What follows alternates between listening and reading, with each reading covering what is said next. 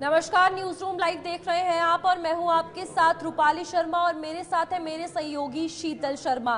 बात करेंगे महत्वपूर्ण खबरों के बारे में। जम्मू कश्मीर की अगर खबर के बारे में बात की जाए तो सबसे पहले विधानसभा चुनावों की सरगर्मियां तेज हो चुकी है, जिसको लेकर तमाम सियासी दलों ने तैयारियां जो है वो तेज कर ली है।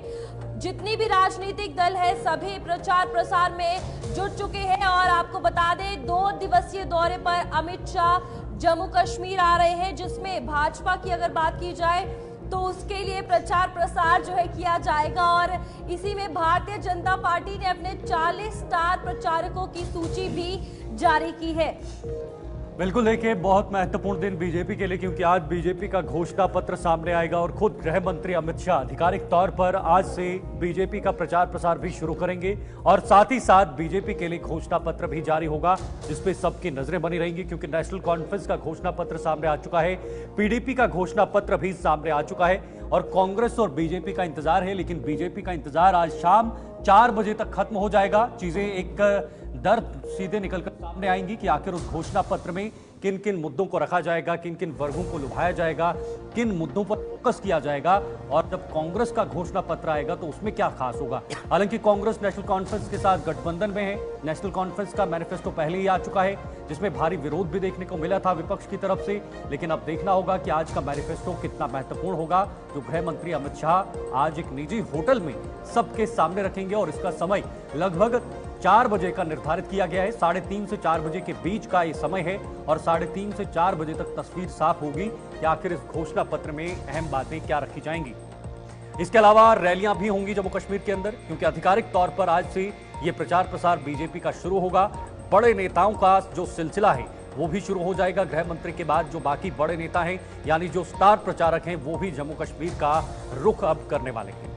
इसी पर चर्चा करेंगे। इस वक्त हमारे साथ न्यूज रूम में जुड़ चुके हैं एग्जीक्यूटिव एडिटर अशफाक गौहर साहब, उनसे भी बातचीत करेंगे और आज क्या कुछ चीजें, क्या कुछ बिंदु सबसे ऊपर इस घोषणा पत्र में देखने को मिल सकते हैं, क्योंकि जो चुनावी हवाएं पिछले कई दिनों से चल रही हैं उसके आधार पर बीजेपी अब क्या यहां पर ट्विस्ट अपने घोषणा पत्र के जरिए सामने निकाल कर आएगी।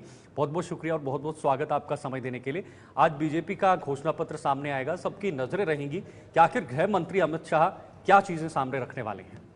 देखिए, बिल्कुल अगर आज घोषणा पत्र की हम बात करें, जो संकल्प पत्र जिसका नाम रखा गया है, गृह मंत्री आज सामने रखेंगे, क्योंकि डायरेक्टली इनडायरेक्टली गृह मंत्री जम्मू कश्मीर को देख रहे हैं। और अगर इस मैनिफेस्टो की हम बात करें, इस संकल्प पत्र की बात करें, तो जो कमेटी बनाई गई थी उसने ग्राउंड जीरो पर काम किया, कश्मीर प्रोविंस में भी और जम्मू प्रोविंस में। डॉक्टर निर्मल सिंह इसको चेयर कर रहे थे और तकरीबन जो हमारे पास खबर है 300 से 400 डेलीगेशन से वो मिले हैं, मुख्तलिफ पार्टी के कार्यकर्ताओं से वो मिले हैं, मुख्तलिफ संगठनों से वो मिले हैं और कुल मिलाकर कोई 100 पॉइंट्स के करीब ऐसी थी जिनको कंसोलिडेट बाद में किया और उन 100 में भी फिर 40-50 पॉइंट्स ऐसे बनाए गए जिन्हें क्लब करके ये पूरा संकल्प पत्र जो है वो बनाया गया। इस तरीके की खबर हमारे पास है। लेकिन जिस तरीके से हमने नेशनल कॉन्फ्रेंस और कांग्रेस के मैनिफेस्टो में, अभी कांग्रेस का मैनिफेस्टो आना है, लेकिन बातों बातों में जो खबरें सामने आई है कि सबसे टॉप प्रायोरिटी पर कांग्रेस ने भी स्टेटहुड को सामने रखा है, नेशनल कॉन्फ्रेंस ने धारा 370 की बात रखी है। तो बीजेपी का जो आपको मैनिफेस्टो है, संकल्प पत्र है, वो एंटायरली डिफरेंट होगा। उसमें वही चीजें होंगी जो विकास के साथ जुड़ी होंगी, उसमें वही चीजें होंगी जो डायरेक्टली इनडायरेक्टली इंडस्ट्री के साथ जुड़ी हुई है और सबसे बड़ा और महत्वपूर्ण बात यह है कि स्टेट का दर्जा बहाल होगा। उस सिलसिले में बीजेपी अपने संकल्प पत्र में इसको जगह दे रही है। क्राइम अगेंस्ट वुमेन और क्राइम, जिस तरीके की सिचुएशन बनी है कि सोशल और रिलीजियस आइडेंटिटी हमारी बरकरार रहे, उस संकल्प पत्र में उसको भी जगह दे दी गई है।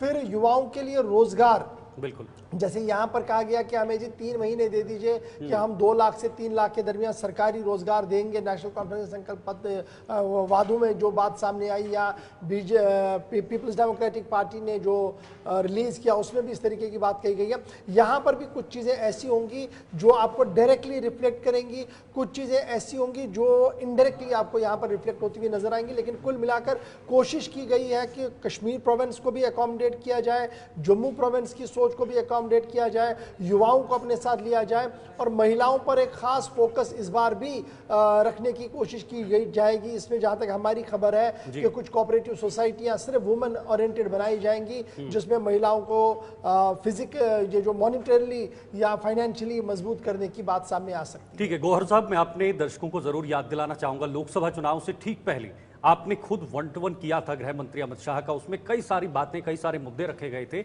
मैं चाहूंगा कि वो जब आपने बातचीत की थी उस समय जो मुद्दे अमित शाह की तरफ से खास तौर पर कश्मीर से जुड़े रखे गए थे, क्या वो समानताएं इस घोषणा पत्र से जुड़ी देखी जा सकती हैं? कुछ पॉइंट्स अगर आप हमारे दर्शकों देखिए, को शेयर बिल्कुल करना चाहें। उसमें जो हमारे पास खबर जब हम बात कर रहे थे तो उन्होंने कहा था कि हालात बदले हैं और बदलते हालात के बीच arm force special power act को भी रिप्लेस किया जाएगा ऑन प्रॉपर टाइम। हो सकता है डायरेक्टली, मैंने कुछ चीजें कहा कि हो सकता है कुछ चीजें डायरेक्टली यहाँ पर ना हो, लेकिन इनडायरेक्टली कुछ चीजों का इशारा यहाँ पर होगा। लेकिन जो टॉप 5 गारंटियां होंगी उसमें युवाओं का रोजगार का मामला होगा सबसे on the top of the agenda. दूसरी बड़ी बात जो होगी वो हम इंडस्ट्रियल रिवाइवल किस तरीके से यहाँ पर बनाएं ताकि और ज़्यादा रोजगार हो। फिर तीसरा, जो क्राइम रेट और क्राइम ग्राफ बढ़ा है उसको किस तरीके से रोकने की कोशिश की जाएगी, वो भी एक पॉइंट रहेगा। और फिर सबसे महत्वपूर्ण बात है स्टेटहुड वाली बात पर, क्योंकि धारा 370 और 35A के मामले पर बीजेपी का एक क्लियर स्टैंड है, वो उन्होंने खत्म कर दिया है। लेकिन स्टेटहुड रेस्टोर होगा उसकी एश्योरेंस आज इस संकल्प पत्र में जरूर आपको दिखेगी। ठीक है, मैं वापस लौटूंगा आपके पास, लेकिन उससे पहले शिल्पा शर्मा इस वक्त ग्राउंड पर हैं और ग्राउंड से भी जानकारी लेंगे कि इस वक्त क्या तैयारियां चल रही हैं, खासतौर पर गृह मंत्री अमित शाह के इस दौरे को लेकर। शिल्पा, बताइएगा ग्राउंड पे क्या तस्वीर निकलकर सामने आ रही है, किस तरह का माहौल गर्माता जा रहा है? जी बिल्कुल, देखिए इस समय काफी ज्यादा सिक्योरिटी टाइट है और निजी होटल की बात करें जहां पर गृह मंत्री अमित शाह जो है वो मैनिफेस्टो, पार्टी का मैनिफेस्टो रिलीज करने जा रहे हैं। काफी ज्यादा इस समय सिक्योरिटी टाइट है। करीबन जम्मू शहर में जो है वो 5000 के करीब जवानों को तैनात किया गया है। चप्पे चप्पे पर जो है अर्धसैनिक बलों की तैनाती की गई है। जो रूट्स जहां पर कार्यक्रम गृह मंत्री अमित शाह का रहने वाला है उन रास्तों पर जो है वो जवानों को तैनात किया गया है ताकि किसी प्रकार का कोई भी खलल जो है वो ना पहुंचे। और इस समय आप देखिए काफी ज्यादा गरमाइश भी देखने को मिल रही है। पार्टियों के द्वारा लगातार जमीनी सतह पर ये कोशिश की जा रही है कि किस प्रकार से वो आम जनता को जो है वो प्रभावित कर सके, आम जनता से जो है वो मतदान हासिल कर सके। देखिए पार्टी मैनिफेस्टो की बात करें तो पार्टी मैनिफेस्टो में जो भविष्य की यानी कि पार्टी की जो भविष्य की नीति और एजेंडा रहने वाला है उसको लेकर जो है वो मैनिफेस्टो में बताया जाएगा। इस समय आम जनता की जो जरूरतें हैं, खासतौर पर डेवलपमेंट, बेरोजगारी, इसको लेकर मैनिफेस्टो में भी जो है बात की जाएगी। शिल्पा, खबरें इस तरह की भी सामने आ रही हैं कि जो पिछले कुछ दिनों में भारतीय जनता पार्टी के नेताओं के अंदर जो एक व्याप्त नाराजगी है, जो आपस में कहीं ना कहीं नाराजगी टिकट बंटवारे को लेकर देखने को मिली है, उस पर भी सुलह हो सकती है, बड़े नेताओं से मुलाकात हो सकती है। तो क्या यह भी मुमकिन है कि आज बड़े जो नेतृत्व है जम्मू कश्मीर का, बीजेपी का, उससे बातचीत होगी और इस सुलह को खत्म करने की कोशिश की जाएगी? का जो शेड्यूल आज का रहने वाला है, सबसे पहले पार्टी मैनिफेस्टो जो है वो रिलीज करेंगे, उसके बाद वो टीम मीटिंग जो है वो स्टार्ट करेंगे। तो देखिए जब भारतीय जनता पार्टी के नेताओं के साथ जो है वो बातचीत करेंगे तो संभव हो सकता है कि जो कार्यकर्ता या फिर जो लीडर जहां से वो टिकट चाहते थे उन्हें टिकट नहीं मिले, या फिर कई लीडर ऐसे हैं जो कि इंडिपेंडेंट कैंडिडेट खड़े हुए हैं, तो उनसे बातचीत करने की, उनसे सुलह करने की, जिस प्रकार से आपने कहा कि संभवता बन सकती है कि उनसे बातचीत करने की कोशिश की जाए, उन कार्यकर्ताओं को भी मनाने का यहाँ पर जो है वो प्रयत्न किया जा सके। क्योंकि इस समय आप देखिए अलग अलग विधानसभा क्षेत्र की बात करें तो अलग अलग विधानसभा क्षेत्र से ऐसे कई कैंडिडेट हैं जो इस समय इंडिपेंडेंट कैंडिडेट खड़े हुए। हालांकि पहले प्रयास किया गया कि जो है वो उन्हें दी जाए, मैंडेट उन्हें मिले, लेकिन उन्हें मैंडेट नहीं मिला। तो इस समय कार्यकर्ता काफी ज्यादा निराश भी है। तो उस निराशा को खत्म करने के लिए बीजेपी लीडर्स के साथ वो मुलाकात करेंगे। उसके बाद वो केशव भवन जाएंगे, आरएसएस लीडर्स के साथ जो है वो चुनावी रणनीति की तैयारियां जो है वो की जाएंगी कि चुनावी रणनीति किस प्रकार से रहने वाली है, क्या कुछ प्लान जो है वो रहने वाला है। ठीक है शिल्पा, फिलहाल हमारे साथ बने रहिएगा। गौहर साहब भी हमारे साथ बने हुए। गौहर साहब, जैसे घोषणा पत्र बीजेपी के लिए चुनौती तो रहेगा, लेकिन क्या ये भी उनके सामने एक चुनौती है? पिछले 10 साल की उपलब्धियां, केंद्र सरकार के नेतृत्व में जो जन कल्याणकारी योजनाएं लाई गई हैं, जो दावा किया जा रहा है कि बदलाव हुआ है खासतौर पर 2019 के बाद, तो क्या वो भी एक चुनौती है कि कैसे उपलब्धियों को आम जनता के बीच रखा जाए? जनमानस के बीच रखा जाए? देखिए, उसकी कोशिश अगर आप देखेंगे तो पूरी बीजेपी ने आज से तकरीबन 3 महीने पहले से ही शुरू की थी, जब उन्होंने एक बड़ा कैंपेन घर घर का शुरू किया था।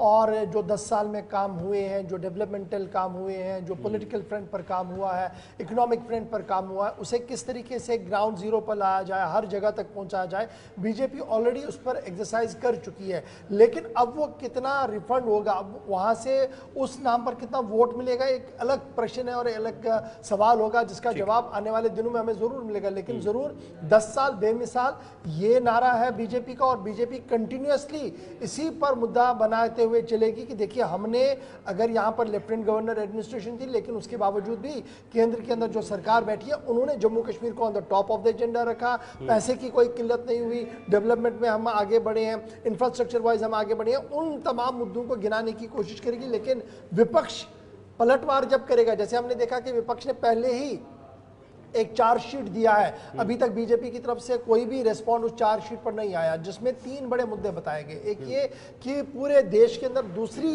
यूनियन टेरिटरी, दूसरा जो सबसे ज्यादा जहां पर बेरोजगारी है वो जम्मू कश्मीर है, यानी अनएम्प्लॉयमेंट रेट में हम दूसरे नंबर पर है, ये पहला मुद्दा था वहां पर। फिर यह भी कहा गया कि एंटायर स्टेट इंडिया के अंदर ये पहली स्टेट है जिसे यूटी बनाया गया, ये उस चार्जशीट का हिस्सा है। फिर यह कहा गया कि क्राइम अगेंस्ट वुमेन, फिर ड्रग्स का उसमें कहा गया, और 10 तरह की बातें और कही गई है। उम्मीद ये लगाई जा रही है कि जब आज अमित शाह साहब यहां पर आएंगे तो एक उसको भी क्लियरेंस मिलेगी, और कल जब वो एक बड़ी जनसभा से बात करेंगे तो वहां पर भी कहीं ना कहीं बात करेंगे, और पलटवार होगा कांग्रेस के उन सवालों का जवाब भी होगा, पलटवार भी होगा। इसी के साथ जब एनसी ने अपना मैनिफेस्टो जो है जारी किया था, तो कहीं ना कहीं भाजपा ने कांग्रेस को भी आड़े हाथों ले लिया था, क्योंकि गठबंधन जो है इस बार विधानसभा चुनावों में देखने को मिल रहा है। अब जब भारतीय जनता पार्टी अपना संकल्प पत्र जारी करेगी, क्योंकि भारतीय जनता पार्टी ने साफ तौर पर नेशनल कॉन्फ्रेंस पर बयान साध दिया कि 370 और 35A को लेकर जनता को बरगलाया जा रहा है, तो क्या कुछ लगता है अब जब भारतीय जनता पार्टी अपना संकल्प पत्र लाएगी तो विपक्ष किस तरीके से पलटवार करता हुआ नजर? देखिए, सीधी सी बात है, आज सभी लोगों की नजरें रहेंगी 4 बजे के आसपास टीवी पर भी और उस संकल्प पत्र पर भी जो बीजेपी की तरफ से आएगा। और उसके बाद आप देखेंगे दिल्ली से लेकर जम्मू कश्मीर तक, यानी कांग्रेस हेडक्वार्टर से लेकर रीजनल पार्टियां जो हमारी हैं, वो जरूर ट्वीट भी करेंगे, सवाल भी पूछेंगे। लेकिन सबसे बड़ा सवाल जो मेरी नज़र में है वो लगातार पूछा ही जा रहा है बेरोजगारी का।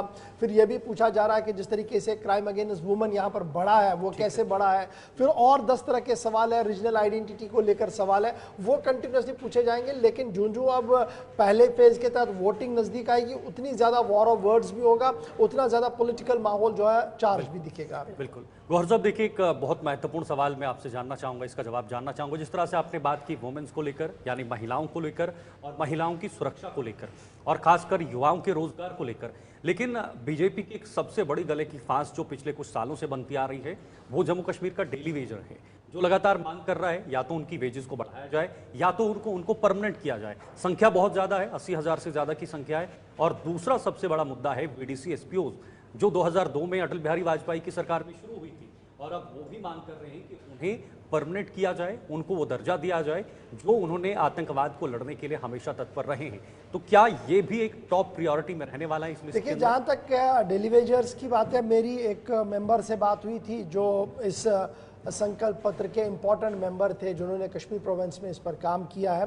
तो उन्होंने इस बात का इशारों में हमें भरोसा दिया कि अब की बार बीजेपी इन तमाम मुद्दों को लेकर आगे चलेगी, और स्पेशली ये जो डेली वेजर्स है, ये जो कैजुअल लेबरर्स है, इनका मुद्दा जो है वो एड्रेस कैसे होगा, इस संकल्प पत्र में उसको जगह दे दी गई है। और अगर बीजेपी ये करने में कामयाब हुई तो एंटायरली हवा चेंज होती हुई आपको जम्मू प्रोविंस और कश्मीर प्रोविंस में नजर आएगी। अगर वो मिसिंग रहा तो मुश्किलें और ज्यादा बढ़ सकती हैं। लेकिन याद रखिएगा, senior most leader Devendra Rana साहब का सिर्फ कुछ हफ्ते पहले बयान, जिन्होंने कहा कि देखिए, अगर डेलीवेजर्स, कैजुअल लेबरर्स का मामला 3 महीने के अंदर अंदर हल नहीं हुआ तो वो छोड़ देंगे, वो सत्ता से बाहर आएंगे, वो रिजाइन करेंगे। तो डेट मीन्स कहीं ना कहीं पार्टी का डिस्कशन इस पूरे मामले पर हुआ है, और शायद आज हवा मोड़ने की पहली कोशिश उस हवाले से की जाएगी। बिल्कुल इशफाक साहब, इसी के साथ अगर बात की जाए भारतीय जनता पार्टी को लेकर, तो अमित शाह जी के आने से पहले यहाँ पर काफी ज्यादा जम्मू कश्मीर में घमासान पार्टी के अंदर ही देखने को मिला, जहां पर टिकट ना मिलने पर पार्टी छोड़ दी गई।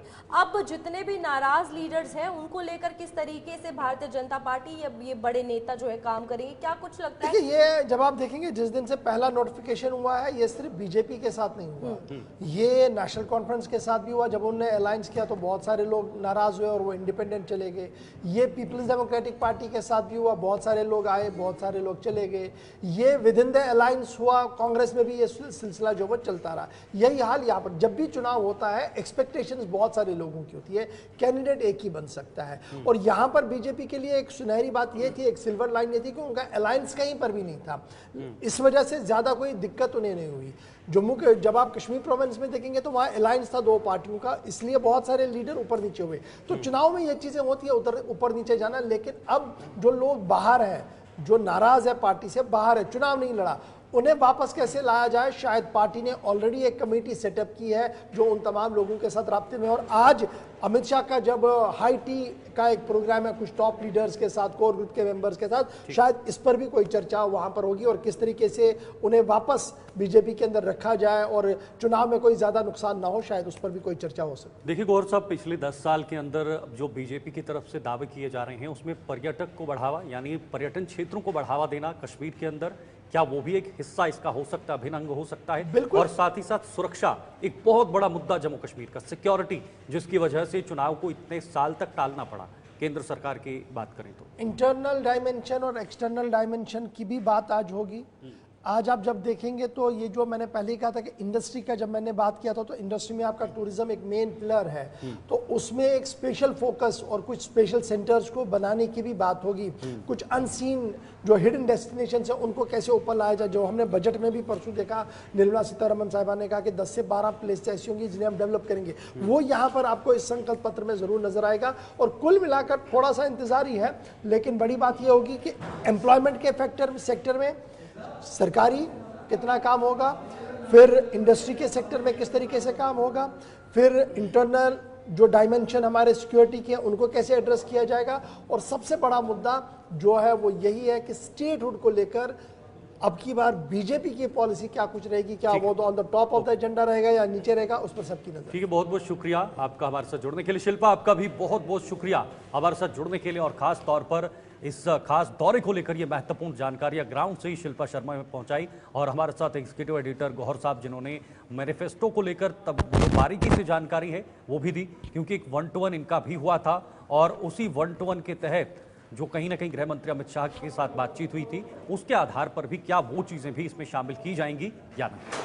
आगे बढ़ेंगे, अब एक और बड़ी खबर की इस वक्त बात करेंगे हरियाणा विधानसभा चुनाव को लेकर, जहां पर चुनाव की तैयारियां तेज हो गई हैं। एक तरफ जम्मू कश्मीर की राजनीति में पारा चढ़ता हुआ नजर आ रहा है, और दूसरी तरफ हरियाणा के अंदर जो है वो बीजेपी के खेमे में नाराजगी नजर आ रही है। जम्मू के तर्ज पर ही हरियाणा में भी अब कहीं ना कहीं अंदर खेमे में बीजेपी के कई बड़े नेता टिकट को लेकर नाराज होते हुए नजर आ रहे हैं, और एक एक करके नेता छोड़ रहे हैं। बड़े बड़े नेताओं ने बीजेपी का दामन छोड़ दिया है, बीजेपी से अलग हुए हैं। इसमें कुछ पूर्व एमएलए शामिल हैं, कुछ पूर्व मंत्री शामिल हैं, वरिष्ठ नेता शामिल हैं, आम कार्यकर्ता भी इसमें शामिल हैं जो पार्टी को छोड़कर जा रहे हैं। रूपाल, बिल्कुल इसी के साथ हरियाणा विधानसभा चुनावों की अगर बात की जाए तो वहां पर भी तैयारियां तेज है, और इसी में आपसी घमासान हर एक पार्टी में देखने को मिल रहा है। जो जो विधानसभा चुनावों की तारीखें नजदीक आ रही हैं, पार्टी में अगर उम्मीदवारों की लिस्ट की बात की जाए वो जारी की जा रही है, तो उसी के साथ ये देखने को मिल रहा है कहीं खुशी तो कहीं नाराजगी इस चीज को लेकर सामने नजर आ रही है। क्योंकि अगर बात की जाए चुनावों की तो हर किसी की यही उम्मीद थी कि बतौर उम्मीदवार जो है उनका चेहरा सामने लाया जाए, लेकिन ये ना होने के बाद नाराजगी भी पार्टी में देखने को मिली, जिसके बाद कई नेताओं ने पार्टी से इस्तीफा भी दिया, कई जो है नाराज होते हुए नजर आए। अब भारतीय जनता पार्टी, कांग्रेस या कई बड़ी पार्टियों की अगर बात की जाए किस तरीके से अब इन चुनावों को लेकर राजनीतिक तौर पर स्ट्रैटेजी क्या बनाकर काम करती है, ये देखने वाली बात होगी। और 24 घंटे की अगर बात की जाए तो फिलहाल आपको बता दें हरियाणा बीजेपी की पहली लिस्ट जो है वो जारी कर दी है। कुल 67 उम्मीदवार जो है सामने आए हैं, जिनमें से बात की जाए तो आपको बता दें 3 हारे चेहरों को भी टिकट जो है वो मिला है। पहली लिस्ट में 25 नए चेहरे हैं जिनका नाम सामने आया है, 17 एमएलए भी बताए जा रहे हैं।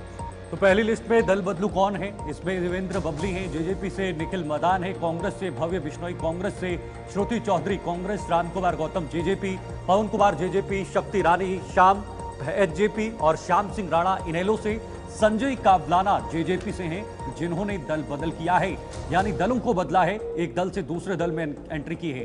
टिकट किन के कटे हैं वो आपको बताएंगे। पलवल से दीपक मंगला, भवानी खेड़ा, विशंबर वाल्मीकि से, फरीदाबाद से नरेंद्र गुप्ता, गुरुग्राम से सुधीर सिंगला और सोहना से राज्य मंत्री संजय सिंह, जिनके टिकट कट चुके हैं बीजेपी के खेमे में और वो नाराज भी नजर आ रहे हैं। कई सारे चेहरों ने पार्टी को छोड़ दिया है। रनिया से कैबिनेट मंत्री रणजीत चौटाला, जो एक बहुत बड़ा चेहरे हैं, उन्होंने पार्टी को छोड़ दिया है।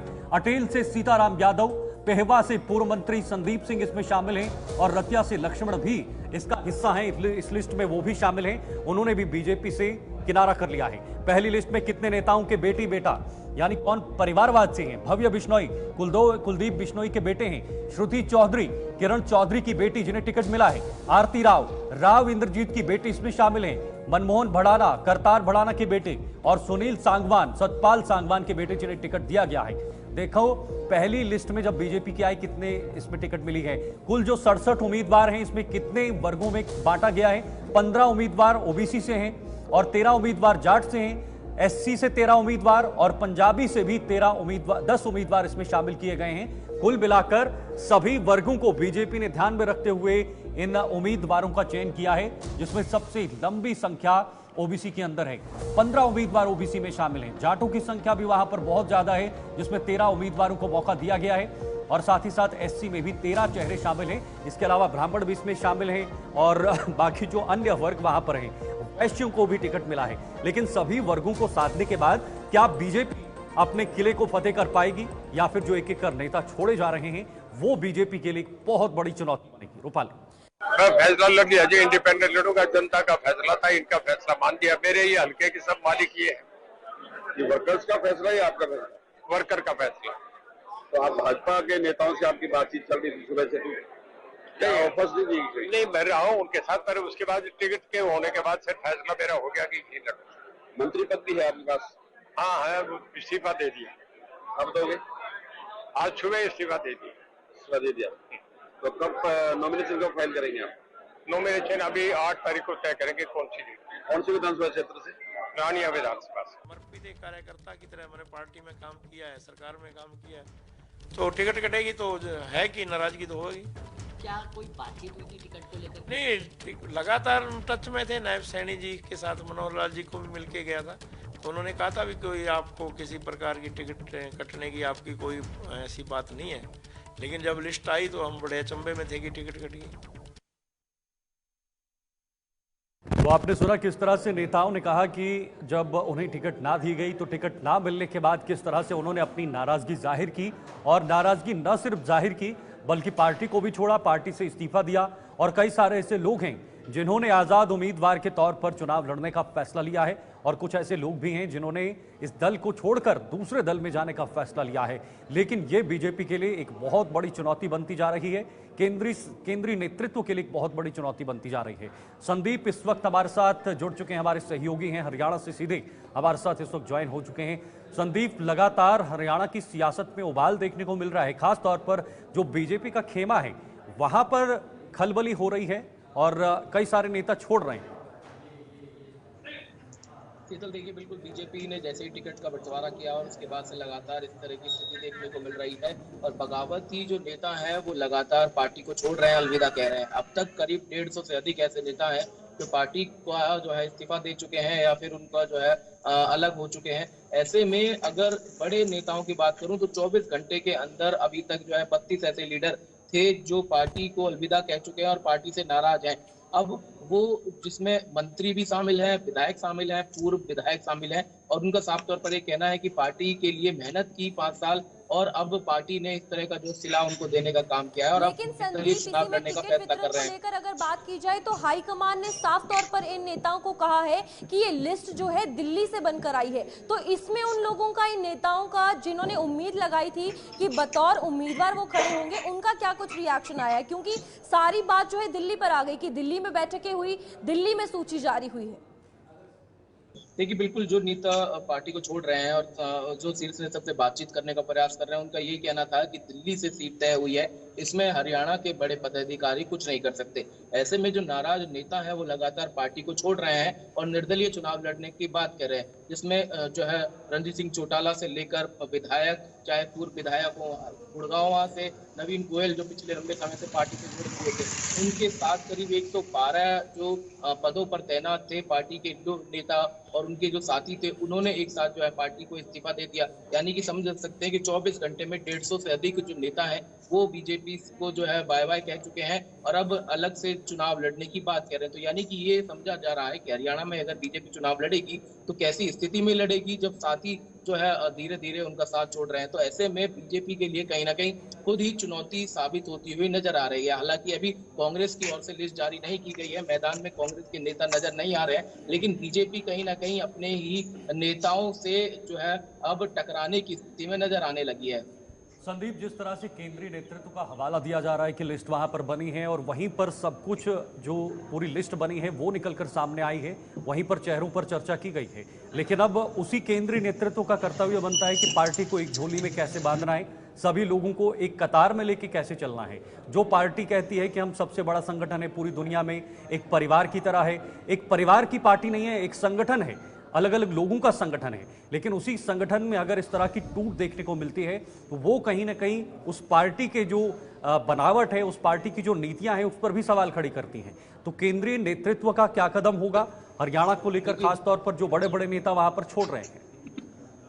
देखिए बिल्कुल, जिस तरह से बीजेपी पार्टी को अनुशासित पार्टी कहा जाता था और ये तबका दिया जाता था कि पार्टी एक साथ है, दूसरी पार्टियों में जरूर जो है मतभेद होते हैं, लेकिन बीजेपी अनुशासित पार्टी के साथ साथ एक संगठनशील पार्टी है। लेकिन आज की जो स्थिति हरियाणा में नजर आ रही है उससे कहीं ना कहीं ये लग रहा है कि पार्टी के जो बड़े नेता हैं हरियाणा के, चाहे खुद मुख्यमंत्री हो, चाहे पूर्व मुख्यमंत्री हो, चाहे प्रदेश अध्यक्ष हो, वो उन नेताओं को साथ पाने में कहीं ना कहीं फेल होते नजर आ रहे हैं। चाहे उनको कोई आश्वासन देने का काम किया जाता है या फिर उनको जो है साधने का प्रयास किया जाता, लेकिन आज वो स्थिति नजर नहीं आ रही और ये कहीं ना कहीं पार्टी के लिए मुसीबत खड़ी कर सकती है। चाहे फिर निर्दलीय नेता चुनाव बने रहिएगा हमारे साथ। इसी के साथ अगली खबर पर बढ़ते हैं, जहां पर अगर बात की जाए हरियाणा को लेकर तो चुनावी सरगर्मी जो है तेज हो चुकी है और एक और बड़ी खबर जो है सामने आ रही है, जहां पर हरियाणा में आम आदमी पार्टी और कांग्रेस गठबंधन पर बड़ा फैसला जो है वो लिया गया है। और आपको बता दें एक दाव पेच जो है इसमें फंस चुका है, जिसको लेकर गठबंधन को लेकर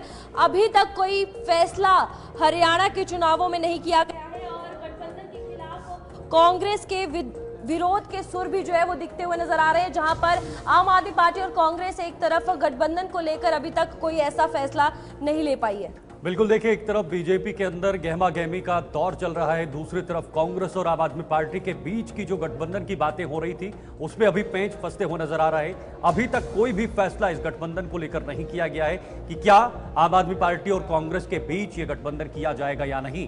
हालांकि इससे पहले जब लोकसभा चुनाव में आम आदमी पार्टी, कांग्रेस ये सभी इंडिया गठबंधन का हिस्सा ही थी, लेकिन उसके बाद दिल्ली के अंदर आम आदमी पार्टी ने किनारा किया, कांग्रेस ने किनारा किया, वो गठबंधन का हिस्सा नहीं रहे। लेकिन अब हरियाणा के अंदर भी गठबंधन करने का ये कहीं ना कहीं जो लगातार बातें आ रही थी, क्या उसको लेकर अब ये मोहर जो है वो लगेगी या नहीं, या फिर अकेले अकेले चुनाव लड़े जाएंगे। हालांकि कांग्रेस पूरे कॉन्फिडेंस के साथ, पूरे विश्वास के साथ कह रही है कि इस बार जब लोकसभा में चुनाव हुए थे तो उस समय 5 सीटें कांग्रेस की झोली में गई थी। उसके आधार पर कांग्रेस पूरी विश्वास में है कि इस बार विधानसभा के चुनाव में भी कांग्रेस को बहुमत मिल सकता है। लेकिन जो गठबंधन बनेगा इसका कितना फायदा होगा, यही जानने के लिए हमारे साथ बने हुए संदीप, कांग्रेस और आम आदमी पार्टी का जो गठबंधन है वो अभी तक उस पर फाइनल मोहर नहीं लगी है, तो क्या गठबंधन होगा या फिर दोनों अलग अलग लड़ेंगे?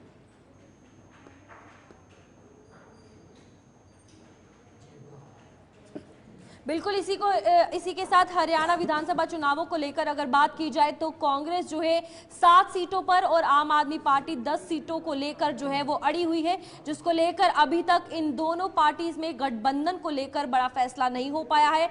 जो पेच जो है वो फंसा हुआ है इन दोनों पार्टीज का। अब देखना ये है कि क्या अगर कांग्रेस जो 7 सीटों के लिए मांग कर रही है और आम आदमी पार्टी 10 सीटों की कर रही है, तो किस तरीके से तस्वीरें सामने आएंगी। संदीप, बताइएगा, कांग्रेस और आम आदमी पार्टी की अगर सीटों को लेकर बात की जाए तो उस पे ही अभी जो है अड़े हुए हैं और इसको लेकर अभी तक कोई गठबंधन का फैसला नहीं आया है। किस तरीके की तस्वीर है? देखिए बिल्कुल बीजेपी की ओर से 67 सीटों का ऐलान तो हुआ, लेकिन नामांकन का प्रक्रिया है वो शुरू हो चुकी है और बीजेपी के जो नेता है वो जो निर्दलीय नेता है वो नामांकन करने पहुंचने लगे हैं। लेकिन और आम आदमी पार्टी की समझ नहीं कर पाई है कि क्या गठबंधन के तहत चुनाव लड़ा जाएगा या फिर अलग अलग पार्टियां चुनाव लड़ेंगी। हालांकि बैठकें जरूर हो रही हैं और एक सहमति भी जरूर बनती हुई नजर आ रही है कि 5 से 6 सीटें जो आम आदमी पार्टी को हरियाणा में दी जा सके, ताकि हरियाणा में दिल्ली में चुनाव में जो है आम आदमी पार्टी की सरकार है वो फायदा कांग्रेस ले सके। लेकिन अभी स्थिति स्पष्ट नहीं कर पा रही है कांग्रेस, और ऐसे में जरूर जो है कांग्रेस को इसका खामियाजा भुगतना पड़ सकता है। लेकिन अभी गठबंधन कैसे हो पाएगा, कितनी सीटें आम आदमी पार्टी को दी जाएगी, इन तमाम चीजों पर चर्चा चल रही है। लेकिन कहीं ना कहीं देरी से अगर टिकट दी जाती है तो फिर कांग्रेस और आम आदमी पार्टी दोनों को ही नुकसान उठाना पड़ेगा। लेकिन एक सवाल ये जरूर है जो लोगों के बीच चल रहा है, उसमें कहा जा रहा है कि अगर आम आदमी पार्टी और कांग्रेस एक साथ चुनाव लड़ती है तो कुछ वोटों का जो ध्रुवीकरण है और उसका फायदा जो बीजेपी को मिलता, उसका कहीं ना कहीं लाभ कांग्रेस और आम आदमी पार्टी ले सकती है। तो इन्हीं चीजों का जिक्र जरूर होता है। लेकिन अगर हमने जब कांग्रेस के नेताओं से बातचीत करने का प्रयास किया, जो मैदान में है, जो लंबे समय से संघर्ष कर रहे थे, उनका कहना है कि यदि उनकी टिकट काटी जाती है तो ये भी जो है गलत होगा और ऐसे में वो जो है बीजेपी की झोली में जाने का काम करेगी। तो ऐसे में पार्टी को समझना होगा और जो है टिकट बंटवारे से पहले ये चीजें देखनी होगी कि कौन सी सीट पर कांग्रेस नेता मजबूत है और कौन सी सीट आम आदमी पार्टी को देनी चाहिए। संदीप, लोकसभा चुनाव में 9-1 से जो है वो सीट शेयरिंग का फॉर्मूला बना था दोनों पार्टियों के बीच, क्या यहाँ पर भी उसी तरह का फॉर्मूला बनते हुए नजर आ सकता है? क्या वही मांग आम आदमी पार्टी की तरफ से हो सकती है?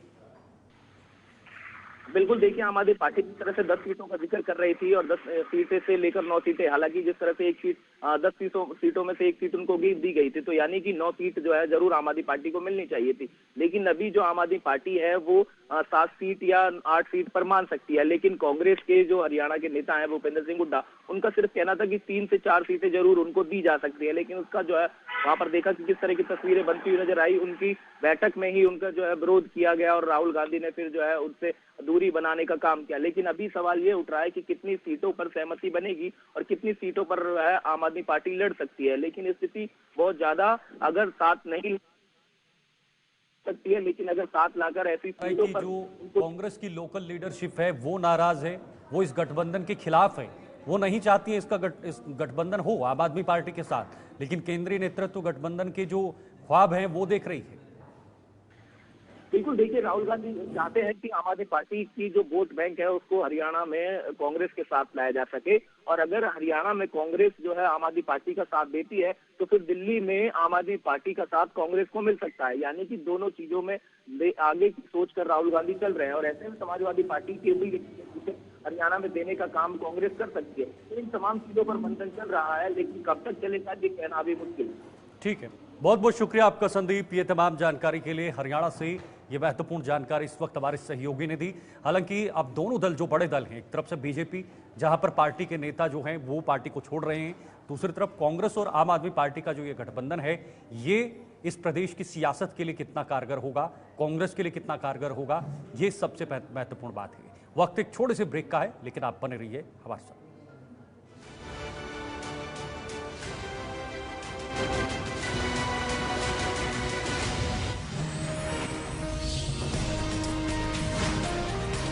और नजर डालते हैं अगली बड़ी खबर पर, जहां पर आपको बता दें कि उत्तर प्रदेश में शिक्षक भर्ती मामले को लेकर सुप्रीम कोर्ट में सुनवाई होने वाली है। और इसी में अगर बात की जाए तो सुप्रीम कोर्ट में मामले पर 9 सितंबर को सुनवाई होगी। 7 तारीख को सीएम योगी अभ्यर्थियों से मुलाकात करेंगे। कोर्ट के फैसले का पालन करने की मांग कर रहे हैं अभ्यर्थी। कोर्ट के आदेश के मुताबिक नियुक्ति जो है वो दी जाएगी, ये भी मांग जो है वो की जा रही है। और आपको बता दें कि अगर यूपी में शिक्षक भर्ती मामले को लेकर अगर बात की जाए तो अब सुनवाई जो है 9 सितंबर को होने वाली है। हाईकोर्ट डबल बेंच के आदेश के पालन के लिए लगातार धरना प्रदर्शन कर रहे हैं और ये अभ्यर्थियों की यही मांग है कि जल्द से जल्द जो है इस पर फैसला सुनाया जाए। आपको बता दें अभ्यर्थियों से भी हाईकोर्ट का फैसला जो है उसका पालन करने के निर्देश जो है वो दिए गए हैं और ये कहा गया है कि जो हाईकोर्ट का फैसला आता है और नियुक्ति देने का कोई भी फैसला है उसका पालन जो है ये अभ्यर्थी करें। बिल्कुल, देखिए ये 69,000 शिक्षक भर्ती का मामला जो है वो सुप्रीम कोर्ट तक पहुंच चुका है और अब सुप्रीम कोर्ट में इसकी सुनवाई होगी। लेकिन उससे पहले मुख्यमंत्री के साथ जो अभ्यर्थी हैं वो मिलेंगे, उनसे बातचीत करेंगे, उनकी समस्याएं सुनेंगे कि आखिर क्या समस्याएं हैं। इस वक्त रजा अब्बास हमारे साथ ज्यादा जानकारी के लिए जुड़ चुके हैं। मैं जरा सीधे रजा अब्बास का रुख करना चाहूंगा। रजा, जरा संक्षेप में जानकारी दीजिएगा, ये जो शिक्षक भर्ती का मामला है ये सुप्रीम कोर्ट में पहुंच चुका है, सुप्रीम कोर्ट में इसकी सुनवाई होगी, लेकिन पहले मुख्यमंत्री के सामने बातें रखी जाएंगी, तो क्या इसमें सबसे संक्षेप में जानकारी है?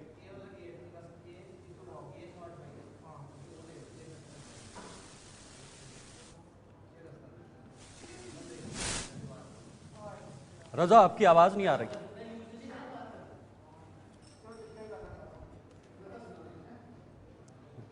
तो लगता है रजा की आवाज जो है वो कट रही है।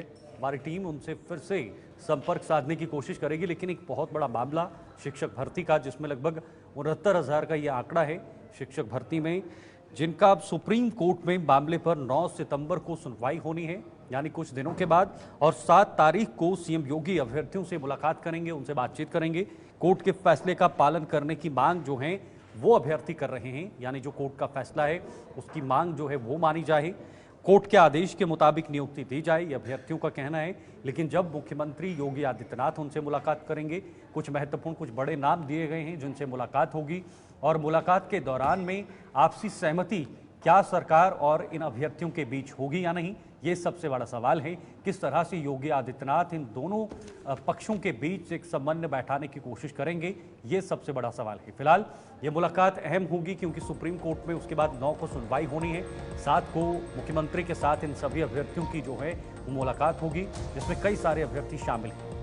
रूपाली, बिल्कुल, इसी के साथ अगर बात की जाए इन शिक्षक भर्ती मामले को लेकर, तो ये अभ्यर्थी जो है लगातार पिछले 4 दिनों से बीजेपी के और ओबीसी के नेताओं के घर के बाहर जो है धरना प्रदर्शन कर रहे हैं और अपनी मांगों को लेकर लगातार ये धरना प्रदर्शन जो है वो किया जा रहा है। जिसमें बात की जाए, इससे पहले अभ्यर्थियों ने डिप्टी सीएम केशव प्रसाद मौर्य, केंद्रीय मंत्री अनुप्रिया पटेल और योगी सरकार में मंत्री आशीष पटेल को भी इस चीज के बारे में जो है हवाला देते हुए धरना प्रदर्शन लगातार किया था और अपनी मांगों को लेकर ये धरना प्रदर्शन जो है रोष पकड़ता हुआ नजर आ रहा है। जहां पर तमाम बीजेपी नेताओं या ओबीसी नेताओं की बात की जाए तो अब 4 दिन से उनके घर के बाहर ये धरना प्रदर्शन चल रहा है। आपको बता दें, इसी में सोमवार को 9 सितंबर को चीफ जस्टिस DY चंद्रचूड़ और 3 और सदस्य जो है इस बेंच की सुनवाई करेंगे और फैसला जो है इसमें लिया जाएगा। 9 सितंबर को सुप्रीम कोर्ट जो है बड़ा फैसला लेगी और देखना है कि क्या कुछ फैसला इस मामले को लेकर,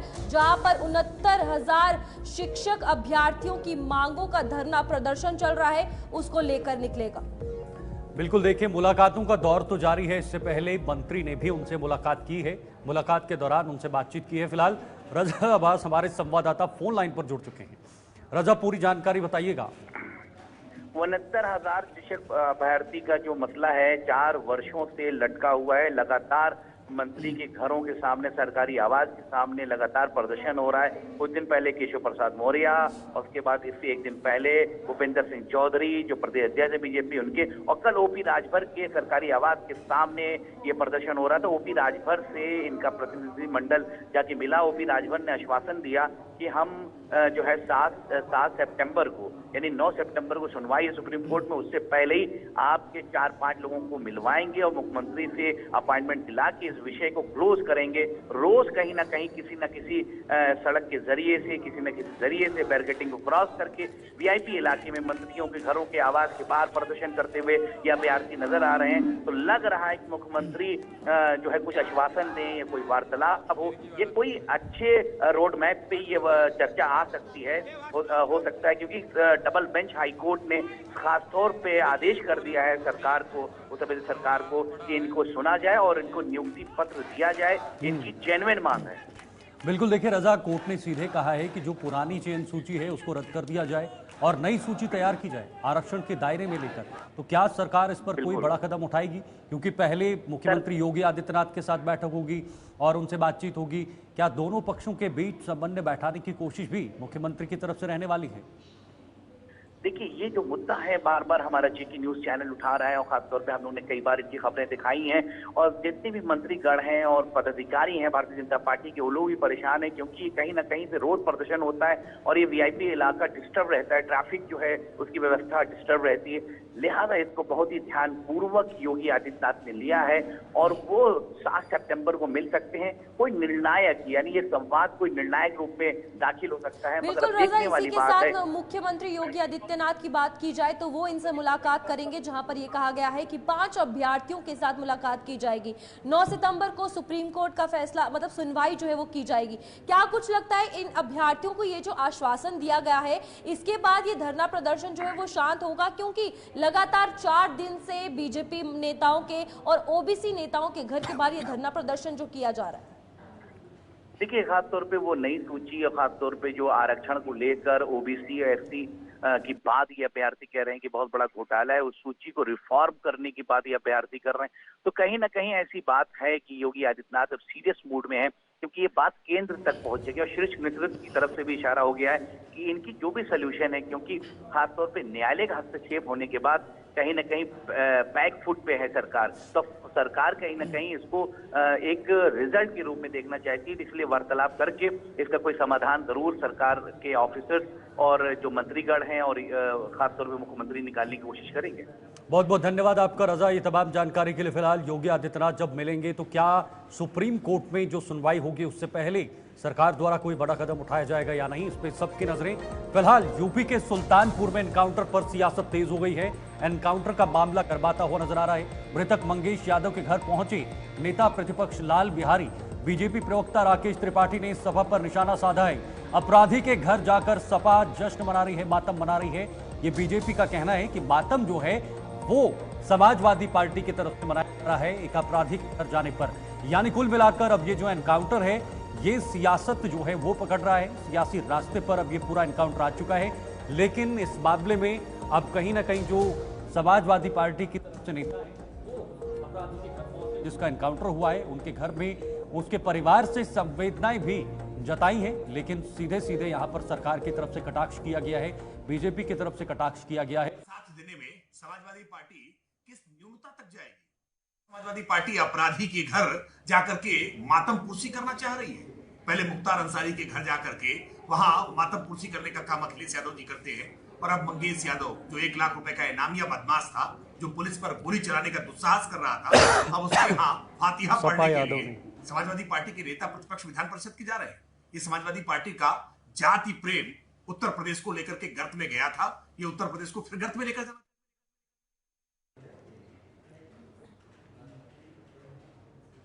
तो देखिए किस तरह से बीजेपी के नेता ने मीडिया को संबोधित करते हुए समाजवादी पार्टी पर निशाना साधा है। भूपेंद्र सिंह हमारे साथ जुड़ चुके हैं। भूपेंद्र, पूरे मामले को जरा संक्षेप में आप बताइएगा हमारे दर्शकों को, और साथ ही साथ ये जो एनकाउंटर का मामला है ये अब साफ तौर पर सियासी रास्ते पर चल पड़ा है। सर, आपको बता दें कि 28 अगस्त को शहर के बीचों बीच चौक से चंद कदमों की दूरी पर 5 बदमाश एक सराफा व्यवसायी के यहाँ करोड़ों के माल लूट कर ले जाते हैं, जिसके बाद से उत्तर प्रदेश में कानून व्यवस्था को लेकर विपक्ष आए दिन सुल्तानपुर में डेरा जमाए हुआ था और सरकार पर सवाल खड़े कर रहे थे कानून व्यवस्था को लेकर, जिसके कुछ ही दिनों बाद पुलिस अधीक्षक और ADG and law and order सारे लोग सुल्तानपुर में कैंप किए और कई टीमें खुलासे के लिए लगाई गई। बदमाशों को पकड़ने के लिए उनके ऊपर लगातार इनाम की घोषणाएं होती रही। कुछ बदमाश पकड़े गए जो उस लूट में सहयोग किए थे, जिन्होंने, क्योंकि 3 टीमें बदमाशों की थी, एक उनको सही जगह तक पहुंचाने के लिए, एक लूटने के लिए, एक और इस तरीके से था। और जो सहयोगी थे उनको पुलिस ने पकड़ा और पकड़ के उनके साथ भी मुठभेड़ हुआ। मुठभेड़ में 3 बदमाश घायल हुए और जिनको जेल भेजा गया। उसके बाद मंगेश यादव के पास इनाम की राशि बढ़ाई जाती है, 1 लाख रुपए किया जाता है। मंगेश यादव कल यानी कि 5 तारीख को बीती रात में वो सुल्तानपुर से, जैसा पुलिस का कहना है कि सुल्तानपुर से लूट का सामान लेके जौनपुर जा रहा था। रास्ते में एसटीएफ को जिस तरह से अपराधियों पर जो राजनीति उत्तर प्रदेश के अंदर होती है वो पहली बार नहीं हो रही है। सरकार या बीजेपी कहे तो कहीं ना कहीं सपा पे हमेशा से इस तरह के आरोप लगते आए हैं कि वो अपराधियों का संरक्षण करते हैं, वो इस तरह के लोगों का संरक्षण करते हैं। और आज भी जब ये मुलाकात हुई है तो सुप्रीमो ने, अखिलेश यादव ने, सपा के सुप्रीमो ने सीधे सीधे एक पोस्ट के जरिए कहा है कि ये एनकाउंटर फर्जी है, यानी पुलिस पर सवाल उठाए हैं। दूसरी तरफ सरकार के सामने ये भी सवाल उठते हैं कि आपका जो कानून व्यवस्था है वो सही नहीं है। अगर कानून व्यवस्था को सुधारने के लिए सरकार कोई कदम उठाती है तो वहां से विपक्ष कहता है कि ये एनकाउंटर फर्जी है। तो इसको सरकार जो है वो बैलेंस कैसे कर रही है? और सरकार ने कहा है कि आप अपराधियों के घर जाकर क्या जताना चाहते हैं, क्या दिखाना चाहते हैं? सीता जी, आपको बता दें कि जब से इनकाउंटर हुआ है तभी से दो ट्वीट अखिलेश यादव जी के आ गए। एक तो उन्होंने कहा कि जो मुख्य आरोपी था वो सरेंडर उसको करा के जेल भेजा जा चुका है, और दूसरा ये कहा गया कि जाति देखकर जो है अपराधियों को जो है ऊपर कार्रवाई हो रही है।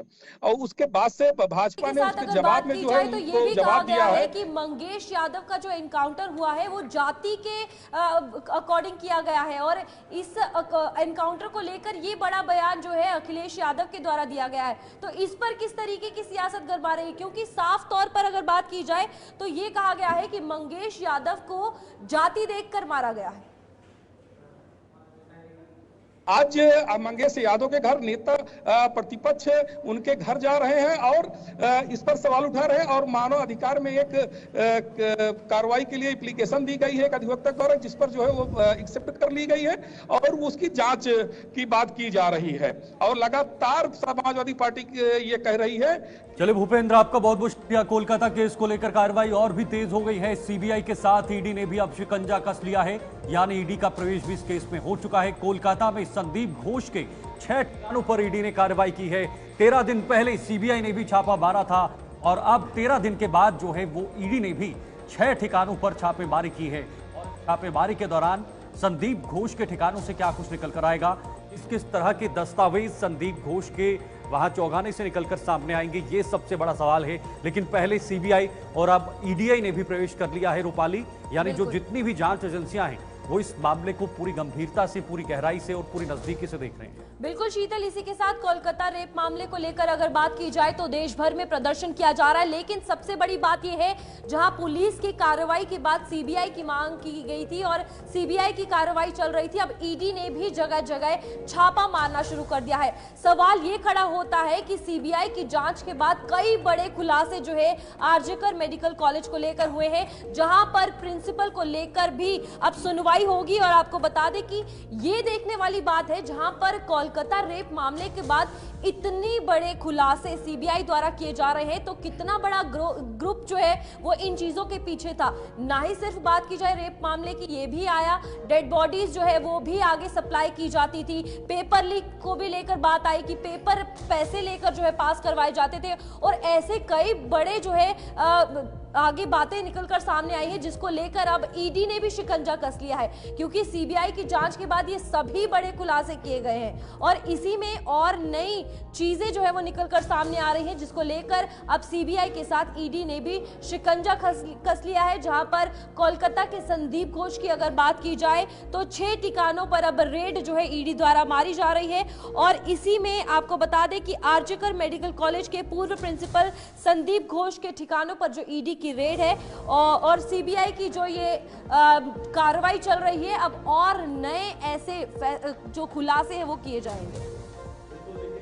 खुलासे हो रहे हैं, और अब जबकि ये रेड होगी, रेड के बाद क्या कुछ आएगा, ईडी की तरफ से क्या खंगाला जाएगा, उस पर नजर बनी रहेगी। लेकिन जैसे रूपाली आपने कहा कि अब एक पहलू संदीप घोष से जुड़ा नहीं है, कई सारे पहलू हैं, जिसमें मनी लॉन्ड्रिंग का मामला है, वित्तीय गड़बड़ी करने का मामला है, या डेड बॉडीज का मामला है। फिलहाल अब मौसम पर नजर डालेंगे। देश के कई राज्यों में बारिश का कहर जारी है। उत्तराखंड में बद्रीनाथ हाईवे बंद हुआ है। देखिए बड़ी खबर, चमोली बद्रीनाथ हाईवे पर भूस्खलन जैसी स्थिति बनी है। भारी बारिश के चलते सड़क पर पहाड़ का आधा हिस्सा गिर गया है, जिस वजह से वहां पर जो सड़क संपर्क है वो टूट चुका है, वो कट चुका है, और इसके चलते इस हाईवे को फिलहाल बंद कर दिया गया है। यानी उत्तराखंड में लगातार बारिश हो रही है, और बारिश से वहां पर लोगों को भी दिक्कतें हो रही हैं। ये तस्वीरें आपके सामने, जिसमें आप देख सकते हैं जो बड़े बड़े पत्थर हैं, बड़ी चट्टानें हैं, ये मलबा जो है ये पूरी तरह से सड़कों पर आ चुका है। वहां पर ट्रैफिक बाधित हो रही है, आवाजाही बंद पड़ी है, यात्रियों को जो है वो दिक्कतें हो रही हैं, आने जाने वाले लोगों के लिए दिक्कतें हो रही हैं और सड़क संपर्क का कटना मतलब बाकी अन्य चीजों के संपर्क का कटना भी यहां पर सामने आ रहा है। हालांकि सरकार इसको लेकर जो है वो सजग नजर आ रही है।